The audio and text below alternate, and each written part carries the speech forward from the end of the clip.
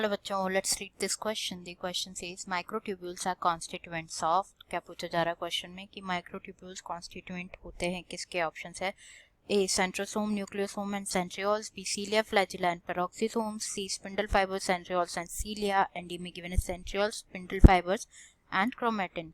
तो सबसे पहले बात करें यहाँ पे की कॉन्सेप्ट की. तो जो की कॉन्सेप्ट इस क्वेश्चन में यूज किया गया है दैट इज साइटोस्केलेटन. तो साइटोस्केलेटन बेसिकली क्या होता है, यूनिक होता है to the eukaryotic cells and एक डायनेमिक 3 डायमेंशनल स्ट्रक्चर है जो कि फिल करता है which fills the cytoplasm.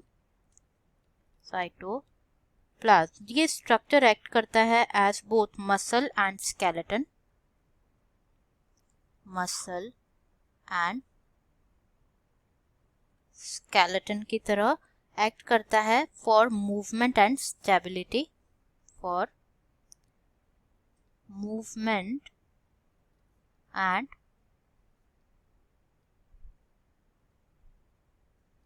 stability.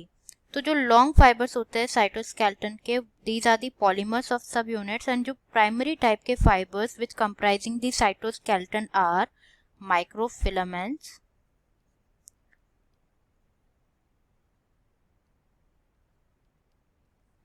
microtubules,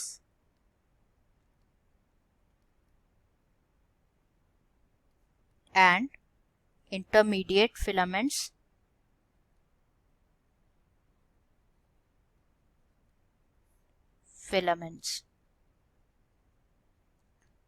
तो यहाँ पे बात करें माइक्रोट्यूब्यूल्स के बारे में, तो हमसे यहाँ पे क्या पूछा जा रहा है क्वेश्चन में कि माइक्रोट्यूब्यूल्स जो होते हैं ये कॉन्स्टिट्यूएंट होते हैं किसके. कॉन्स्टिट्यूएंट होते हैं. तो सबसे पहली बात हमने क्या देखी कि जो माइक्रोट्यूब्यूल्स है ये मेजर कंपोनेंट होते हैं साइटोस्केलेटन के एंड ये लगभग प्रेजेंट होते हैं सभी यूकैरियोटिक सेल्स में एंड इन्वॉल्व होते हैं किसमें, माइटोसिस में इन्वॉल्व होते हैं, इंट्रासेल्युलर ट्रांसपोर्ट में इन्वॉल्व होते हैं, इंट्रासेल्युलर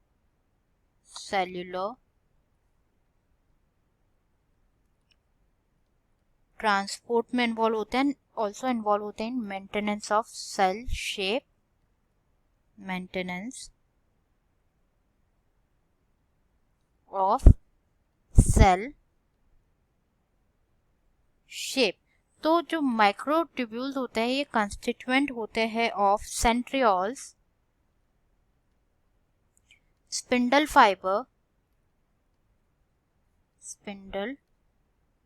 फाइबर एंड सीलिया के. तो अब जो है ऑप्शन चेक कर लेते हैं. फर्स्ट में गिवन है सेंट्रोसोम, न्यूक्लियोसोम और सेंट्रियोल. सेंट्रियोल्स तो करेक्ट है यहाँ पे बट नॉट सेंट्रोसोम और न्यूक्लियोसोम, इसलिए इनकरेक्ट हो जाएगा. Cilia is correct but flagella and peroxisomes जो है इनकरेक्ट है.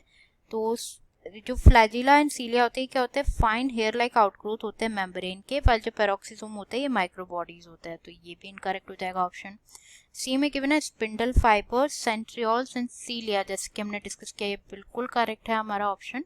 एंड टी में गिवन है सेंट्रियोल्स तो करेक्ट है, स्पिंडल फाइबर्स भी करेक्ट है बट क्रोमेटिन इनकरेक्ट हो जाता है, इसलिए ये ऑप्शन भी इनकरेक्ट हो जाएगा. Answer is C, spindle fibre, centrioles and cilia. Answer will be C, that is centrioles, spindle fiber and cilia. I hope you understood it well. Best of luck.